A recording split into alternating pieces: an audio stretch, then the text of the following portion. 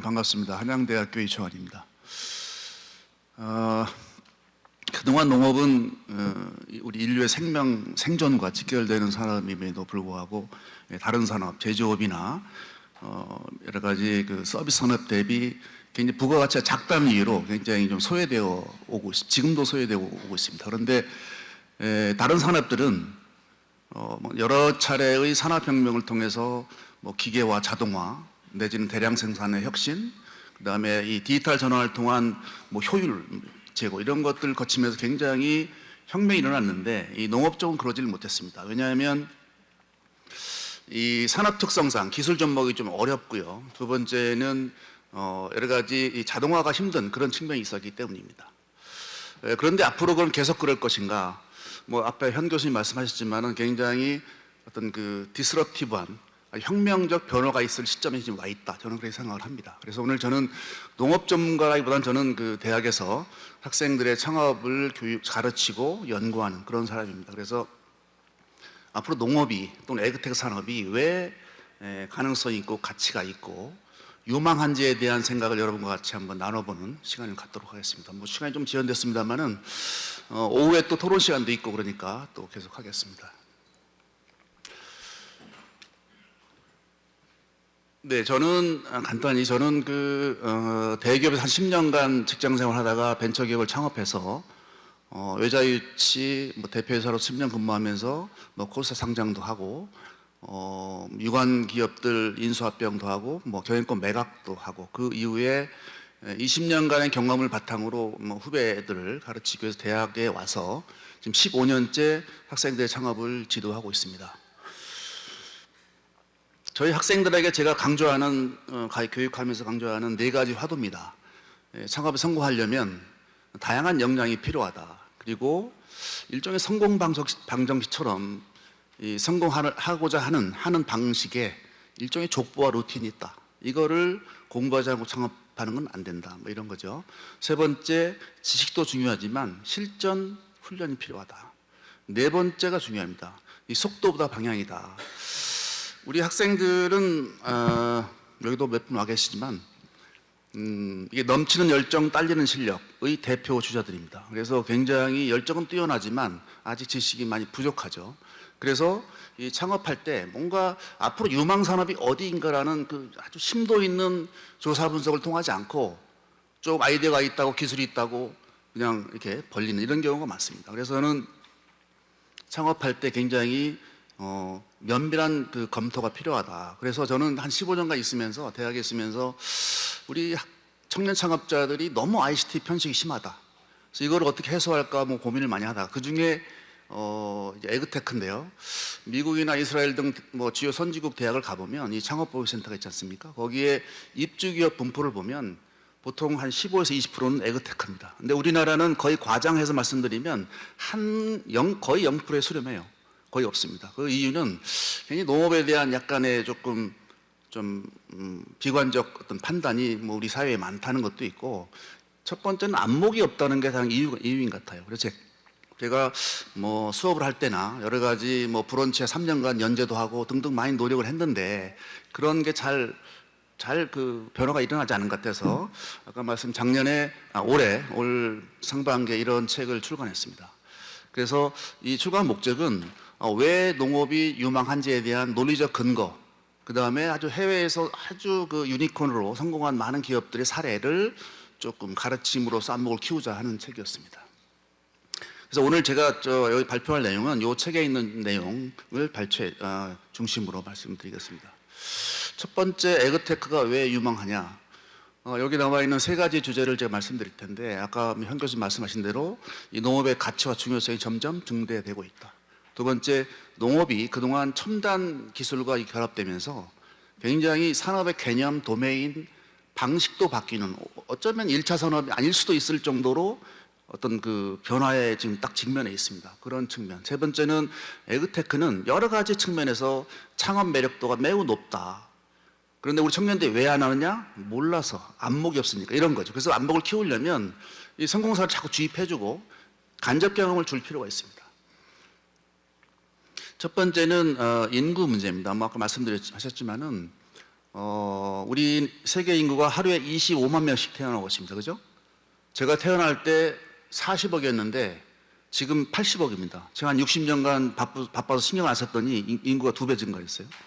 그 정도로 굉장히 2050년도에 100억입니다. 그래서 유엔의 예측에 따르면 이 100억을 먹여 살리려면 지금 현재보다 2023년보다 한 70% 식량을 증산하지 않으면 굶어 죽을 것 이런 예측을 할 정도입니다. 그 정도로 심각하다. 그 식량 문제의 큰 이유는 두 가지입니다. 이 공급 측면, 수요 측면인데 수요 측면 입장에서는 아까 말씀 절대 인구가 증가하고 있고 그런데 이 질적으로 보면 인구 구성의 한 90, 80%가 개발도상국 인구입니다. 여기 보시는 대로 지금 2050년도에 100억이 될 텐데 거기에 주요의 국가별 분포를 보면 미국 외에는 다 개발도상국입니다. 여기 있는 뭐 인도 차이나가 전체 인구의 지금 36%인데 계속 유지할 거고 나이지리아, 파키스탄, 인도네시아, 브라질, 콩고, 뭐 이디오피아 이번에 뭐 기후 변화로 몇만 명이 죽었다고 그러죠? 방글라데시 이렇게 구성이 됐습니다. 자, 이 얘기는 그리고 또 하나 굉장히 그 생명이 굉장히 그 인류의 우리 사람의 수명이 연장되는 것도 굉장히 인구 증가의 큰 한 요인입니다. 자, 돌아가서 그래서 이제 문제는 경제 성장이 증가하면 식량 소비량이 원래는 그 상당히 소득 탄력성이 낮은데 불구하고 식량은 그런데 불구하고 개발도상국들은 굉장히 높습니다. 그래서 경제 성장이 증가하면서 식량 1인당 소비가 늘어나고 그 다음에 육류 수요가 증가한다는 게 큰 문제입니다. 육류가 왜 그러냐면 세계 경지 면적의 30%가 이게 사료 곡물을 생산하는 데 지금 쓰이고 있습니다. 다시 말하면 육류가 소비가 증가할수록 우리가 먹어야 될 식량이 사료로 전용되는 그래서 촉발하는 그런 문제가 더 심각합니다.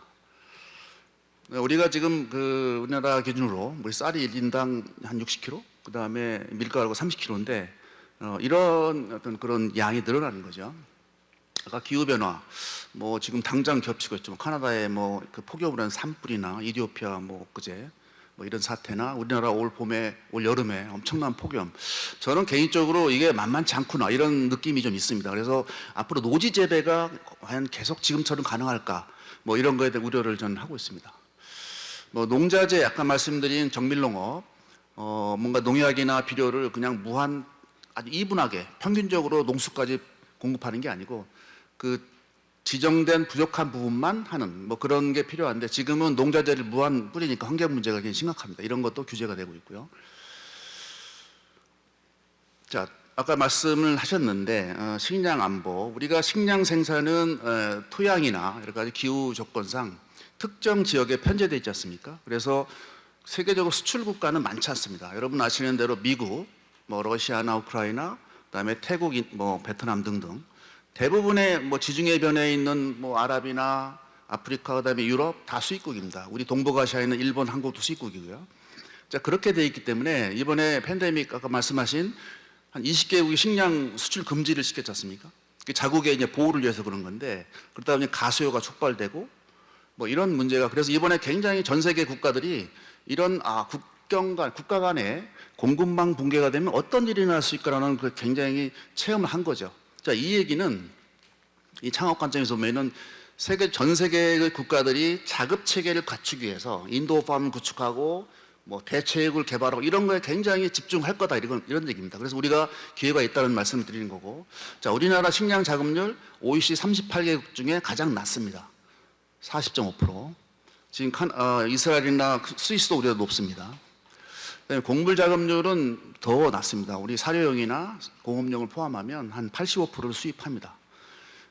우리 저 밑에 있는 식량 안보에 대한 큰 하나의 사례인데 우리 1, 2차 대전 때 독일이 영국을 봉쇄한 적이 있습니다. 그래서 식량이 부족하니까 국가에서 그 우리 가든 정원에 있는 그 꽃나무를 뽑고 감자를 심도록 하는 정원령을 내린 적이 있습니다. 그 정도로 사례가 있는데 우리나라도 지금 골프장이 한 480개 됩니다. 우리나라가 그 면적이 서울시 면적 정도인데 뭐 비상시, 유사시, 여차하면 그걸 다 갈아엎고 밀을 심을 수도 있습니다.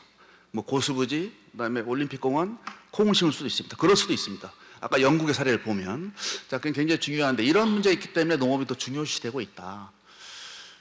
자원적 기능, 지금 뭐 물질적 풍요 플러스 뭐 여러 가지 정신적인 욕심 해고되면서 많은 자연 친화적 친환경 이런 비즈니스가 많이 개발되고 있고 중요시되고 있습니다. 자, 두 번째 에그테크의 어떤 그 창업 기회가 있는 이유는 아까 말씀드린 첨단 기술이 결합되면서 여러 가지 자동화가 되는 것도 있고, 그다음에 뭔가 기후를 그동안 인간이 지배받다가 인도팜의 기술을 이용해서 지배를 하고 있습니다. 그래서 우리가 약간의 그 기후라기보다는 농업의 어떤 조건 변수죠. 온도라든가 강수량, 그다음에 일조량 이런 것들을 우리가 인간이 그 양해까지도 통제하면서 약간 레시피 베이스 그 각 식물마다 그 작물마다의 가장 옵티멀한 생육 조건을 컬렉션 한 다음에 이걸 가지고 AI가 자동 생산하는 365일 추나추동 24시간 생산 체계 거의 제조 기반 농업으로 바뀔 것 같다. 이런 문제 이게 가능하면 지금 뭐 후반 우리 오후에 우리 AI 기업이 몇 개 저희 스타트업이 오는데 지금 딸기나 여러 가지 천혜향 이런 우리나라의 그 특산물 있잖아. 이런 것들이 굳이 비행기를 태워 수출할 필요가 없을 겁니다. 인도팜을 베트남이나 싱가포르에 구축하고 거기에 똑같은 생육종 200가지 정도의 변수인데 이거를 그대로 연출하면 원격으로 왜냐면 인도팜이가 다 통제 가능하잖아요. 그렇게 하면 굳이 수출이나 수입이 필요 없을 수 있습니다. 이렇게 지금 하는 기업이 일부 동남아나 아랍 쪽에 있고요. 자, 이렇게 되면서 자연스럽게 혁신 창업 기회가 굉장히 많이 창출되고 있습니다. 이게 투자기관들의 그 에그테크 쪽에 투자의 증가 폭인데 매년 50%씩 증가하고 있고 뭐 최근에는 거의 한 70조 정도 투자를 하고 있습니다. 이 투자기관들의 행태를 보면 이 사람 돈 냄새를 가장 잘 맡는 사람들이니까 여기도 몇 분 와 계시겠지만 어떤 분야에 투자하는지를 보면 앞으로 미래에 뜰 산업이 어디다, 아 돈이 되는 건 저기구나라는 거를 우리가 감지할 수 있지 않습니까? 우리가 기업의 주가를 보면 미래를 볼 수 있듯이 투자기관들의 행태를 보면 우리가 굉장히 이게 굉장히 그래서 에그테크는 유망하다라는 것을 반증하는 겁니다. 자, 투자 분야도 이 전방 쪽에 뭐 이글로서리 쪽에 뭐 커머스나 우리 고퍼프 같은 배달, 그다음에 뭐 인스타카트 같은 많이 투자가 되고 있지만 뭐 우리 대체육이나 뭐 농업 로봇 같은 경우 뭐 이런 쪽에 많이 투자가 일어나고 있습니다. 자, 세 번째 에그테크 산업은 왜 창업 매력도가 높나? 원래 창업계의 원천은 저렇게 네 가지로 우리가 항상 교과서적으로 얘기합니다. 어떤 기술이 새로 발견될 때 우리 뭐 인터넷이나 뭐 스마트폰, 전기 그런 거죠. 가치관 변화, 천재지변 뭐 등등인데 농업은 하나하나 다 해당이 됩니다. 자, 그런데 문제는 이런 그 밑에 있는 대로 이 기술 혁신이나 이런 변화에 무더기로 창업계가 나오는데 그 기회의 창이 항상 열려 있지 않다. 어느 시점이 되면 어느 다른 나라도 다 참여하기 때문에 지금이 딱 라이트 타임이다라고 저는 생각합니다. 이 에그테크 농업 벤처 이 부분의 창업 기회 평가, 이 창업 기회는 사실 뭐 이론적으로 잘 돼 있지 않는 이유가 창업 기회는 어떤 사람이 누가 하느냐에 따라 성과가 다르고 투입 대비 아웃풋이 선형적이지 않습니다. 그러다 보니까 잘 쉽지 않은데 비즈니스 모델 평가하는 모형이 이런 모형을 차용해서 보면 시장 규모, 성장성은 수요가 초과하니까요. 시장 경쟁 강도 낮고 그래서 이게 시장 규모가 크고 성장성이 높고 경쟁 강도가 낮은 산업을 우리가 산업 매력도가 높다, 창업 매력도가 높다 이렇게 평가를 합니다. 이제 그런 중요한 세 개가 가장 아주 적합하고 자, 유연 분산 가능성. 이 농업에 에그테크가 쓰이는 기술들은 농업을 위해서 개발되는 원천 기술은 거의 없습니다. 타 산업에서 이미 검증된 활용돼서 적용되고 있는 기술을 응용하는 분야지 그래서 기술 위험이 없습니다. 뭐 그런 장점이 있고 자, 신규 사업 이게 막 이제 기회창이 열리는 산업이니까 신규 사업이고 자, 사회적 가치 우호성. 저는 학생들 창업을 가르치면서 창업이 뭐 사회적 경제적 가치를 창출하는 목적도 있지만 제일 중요한 거는 사회가 직면한 난제를 해결하고 뭐 이런 어떤 그 페인 포인트를 해결하는 게 가장 가치 있는 창업이다라는 얘기를 많이 하는데 그래야 오래 갈 수 있죠. 돈만 벌기 위해서 하면 굉장히 피곤합니다. 그래서 이 에그테크 쪽은 정말 인류의 생명과 직결된 산업이기 때문에 굉장히 높다 이렇게 합니다. 자, 시간 계속 쭉쭉 넘어가고요. 자, 두 번째는 그러면 어느 분야가 유망하냐? 테마가 있으니까요. 농업도 넓으니까. 그래서 많은 컨설팅 회사나 어떤 연구기관, 뭐 투자기관들의 분석을 보면 한 10가지 정도를 추천합니다. 그래서 제가 여기 다 설명할 수는 없고 몇 가지를 소개할 텐데, 그래서 이 분야가 우리 청년 창업자들이나 또는 우리나라의 그 테크 기반 창업하기 위해서는 굉장히 좀 눈여길 분야다 이렇게 생각합니다. 자, 정밀농업은 아까 교수님 말씀에 좀 넘어가고요. 뭐 정밀농업 기본적으로 진단과 판단과 처방이니까 뭐 센싱 기술이나 AI 같은 판단 기술, 그 다음에 처방, 드론이나 뭐 이렇게 뿌리는 거 이런 뭐 관수니까요. 이런 기술이 굉장히 주로 조방농업국가인 미국이나 이런 쪽에 많이 발달되어 있습니다. 자, 농업 로봇도 그 중에 하나인데 요거 좀 말씀을 드릴게요. 자, 로봇은 이게 수학 로봇이 가장 좀 유망하고 등등등 있는데 뭐 좀 넘어가서 말씀드리면 뭐 예를 들면 이 수학 로봇 중에 대표 주자가 지금 태벨 이런 건데 아직 뭐 지금 뭐 아주 아주 보편화되어 있지는 않지만 이게 사람이 손이 닿지 않는 높은 곳이나 보이지 않는 곳 뭐 이런 거를 밤새 24시간 딸 수 있죠. 수학은 어떻습니까, 여러분? 수학은 특정 시점이 굉장히 집중돼 있어요. 그래서 굉장히 일손이 모자랍니다. 그래서 그때 따지 않으면 다 진보화돼서 다 버립니다. 폐기되죠. 그렇기 때문에 굉장히 로드 밸런스가 안 되는 이 부분 때문에 문제인데, 그래서 로봇이 들어오면서 개발되면서 굉장히 이런 문제를 해결할 수 있을 것으로 예측이 됩니다. 보시는 대로 이게 이제 드론인데 뭐 무선 드론이 아니고 유선 드론이죠. 그래서 에너지를 계속 공급할 수 있고, 그래서 비전 카메라로 뭐 이게 익었는지 판단하고 크기나 해서 카운트까지 해서 오늘 밤 집에 누워 있으면 지금 몇 개를 땄다를 다 알 수 있습니다. 이렇게 그리고 빅데이터가 쌓이니까 내년에 농사 지을 때 어떻게 되겠다 이라는 어떤 그 레슨도 받을 수 있고요. 자, 이게 자율주행 카트를 이용한 농업용 카트입니다. 뭐 로봇팔을 끼면 딸 수도 있고 자동으로 그 좌표에 따라서 이동하면서 상차도 하고 뭐 이런 로봇입니다. 다 스타트업들입니다. 자, 팜와이즈 여기 팜와이즈 랩은 우리 제초 로봇인데 아까 말씀하셨지만은 여기 우측에 있는 아래처럼 비전 카메라로 이게 빅데이터로 머신러닝을 하니까 야 얘가 잡초다 작물이다를 다 판단하는데 그 수만 개의 데이터가 계속 촬영하니까 그게 쌓이면서 굉장히 영리해지는 거예요. 머신러닝 하면서. 그래서 이 AI가 자동으로 판단해서 이 작물은 살리고 잡초는 뽑고 뭐 이런 쫙 지나가면서 하는. 그래서 이게 우리 글리포세이드 같은 그 아까 말씀하신 제초제의 그 우리 그 호르몬 교란 성분이 많기 때문에 굉장히 문제가 많죠. 그래서 이런 걸 해소하고자 하는 사례입니다. 자, 패츠. 뭐 대학 기술을 사업한 대표적인 사례입니다. 그래서 뭔가 초음파로 좌표를 읽으면 거기에 나방이 온실 같은 경우에 온실에 지금 370평의 한 대의 드론이 필요하다고 그러잖아요. 그러니까 한 1000평이면 3대면 가능합니다. 그래서 온실에 있는 나방이 알을 낳은 벌레는 더 뭐 엄청나니까 아예 원천적으로 나방을 잡는 그런 드론이에요. 그래서 온실에 있는 기둥에 이 충전 그 패드에 드론이 정차하고 있다가 우리 전투기처럼 정차하고 있다가 사인이 딱 오면 좌표 따라 날아가서 그냥 갈아서 없애는 뭐 이런 곤충 잡는 드론입니다. 저는 이걸 이제 보면서 유해 조수나 유해 동물, 멧돼지 같은 거 뭐 그런 거를 쫓는 전자허수아비 같은 건 안 될까? 왜냐하면 동작 센서라든가 감지는 충분히 모든 기술이 다 돼 있고 이거를 뭐 움직인다거나 아니면 그 동물이 싫어하는 소리를 내거나 내지는 극단적으로 뭐 총을 쏠 수도 있겠죠. 뭐 등등등 이렇게 할 수 있는 것도 진화할 수 있다. 그러니까 이걸 보면 되는 데가 되게 많겠죠. 뭐 그런 생각에 도끼질을 하면 좋겠다는 싶습니다. 자, 아까 XAG 뭐 중국의 그 DJI 다음으로 큰 드론 회사인데 아까 큰 농지에 이거를 쭉 탐지를 해서 어디에 비료가 부족하고 농약이 어떤 병충해다 그러면 거기에 딱딱딱 맞는 거를 쭉 다니면서 거기만 뿌려주는 그런 아예 AI가 날면 자동 비행하면서 뿌리는 그런 드론입니다. 자, 인도팜 밀폐된 공간에서 이산화탄소 농도라든가 아까 온습도 다 조절하면서 사람이 AI가 최적의 그 생육 레시피대로 키워주는 그런 작물이죠. 그래서 아까 말씀하신 식량 문제의 가장 그 해결사가 되지 않을까. 뭐 50층짜리 뭐 논을 만들 수도 있고요.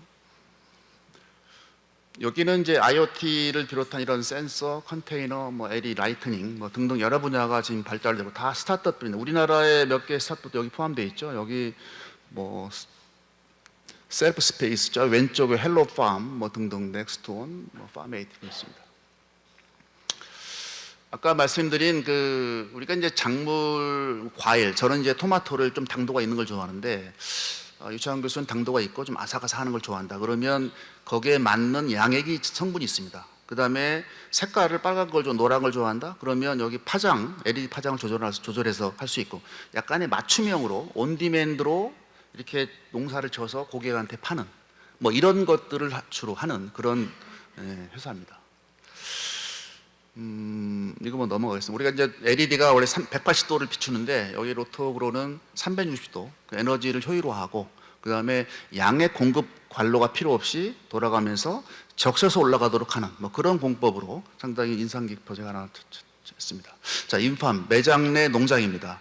우리나라 이마트 같은 큰 독일 회사인데 이스라엘 애들이 독일에 창업했어요. 그래서 유니콘이 됐는데 그 매장 벽면에 이런 인도팜을 만들어서 직접 채취해서 팔기도 하고 그리고 그 분위기를 이용해서 자연 친화적이고 클린한 분위기로 다른 매출을 증대하는 뭐 이런 비즈니스입니다. 자, 폴리비는 우리가 인도팜으로 진화하면 문제가 뭐겠어요? 이게 자연 수분이 안 되겠죠.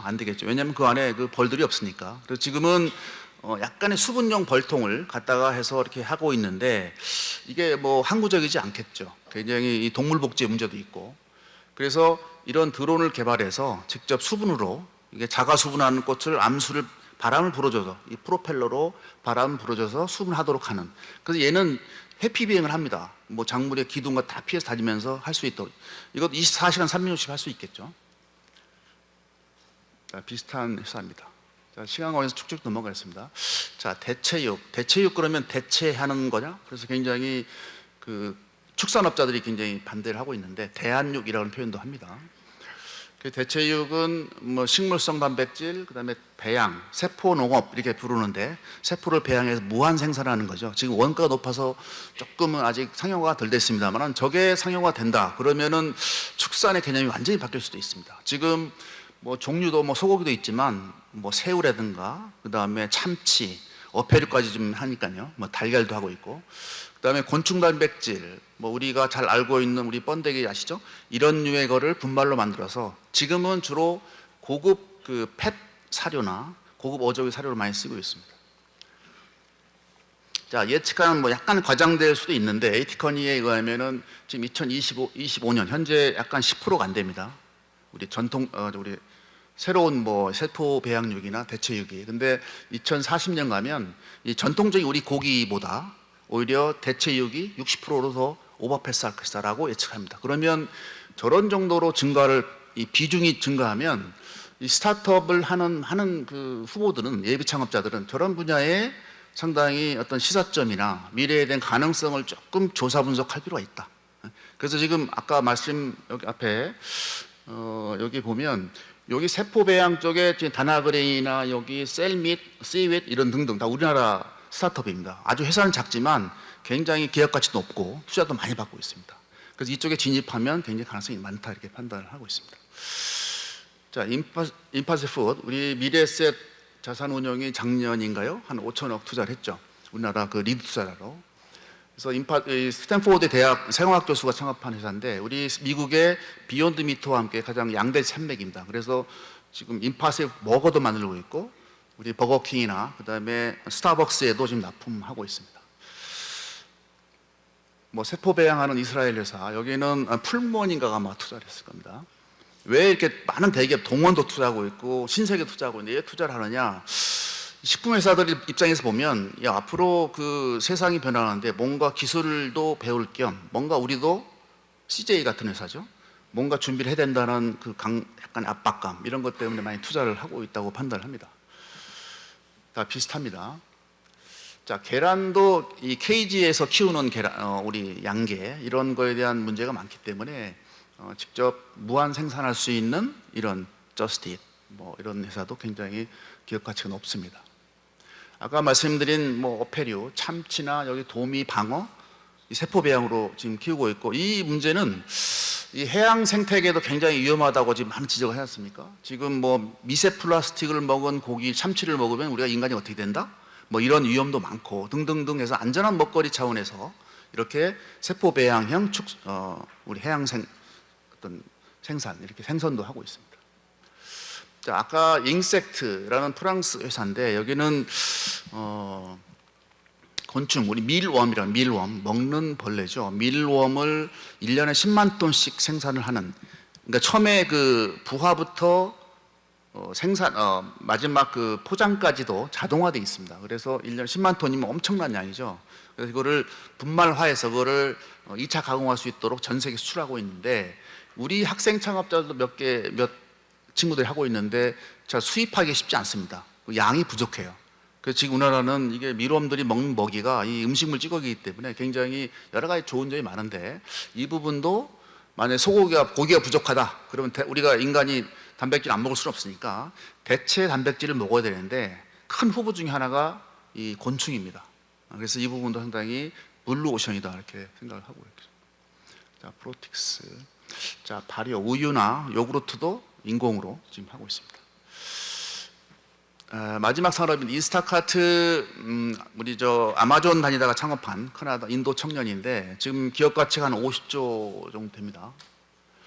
최근에 좀 줄었긴 하지만은 이 회사는 뒤에 나오는 푸드팡, 오후에 푸드팡 대표가 올 텐데 거기처럼 굉장히 지능적으로 창업한 대표적인 사례입니다. 이 회사는 뭐 자기 매장도 없고 뭐 약간 우리 마켓컬리처럼 이런 물류창고도 없고, 그 다음에 뭐 여러 가지 캐펙스 투자가 거의 없는, 거의 시스템 하나 갖고 있으면서 50조를 만든 그런 회사입니다. 그래서 시황에서 생략하겠지만, 그래서 우리 앱으로 우리가 마트에 주문을 하면 70만 명의 쇼퍼들이 가장 가까운 LBS를 기반으로 선정을 하니까 우리 우버처럼 쇼퍼들이 쇼핑 대행해서 갖다 주는 그런 서비스입니다.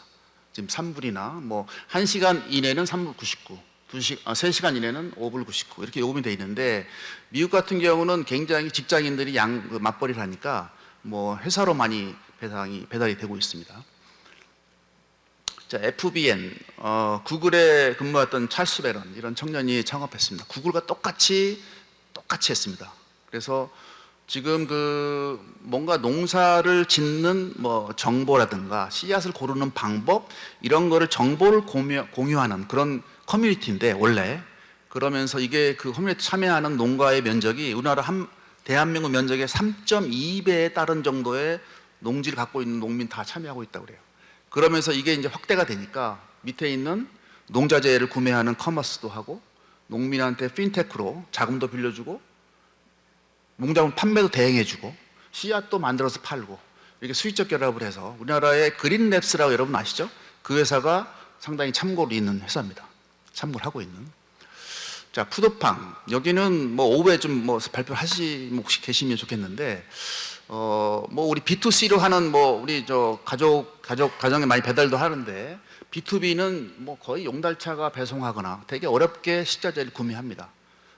그런데 여기는 어떻게 하냐면 앱으로 밤 10시 이전에 뭐 대파 몇 단, 뭐 무슨 감자 뭐 쭉 주문하면 그날의 가락시장 농산물 구매시장 가격으로 적용하고, 다음날 이길 아침 8시까지 딱 배송을 합니다.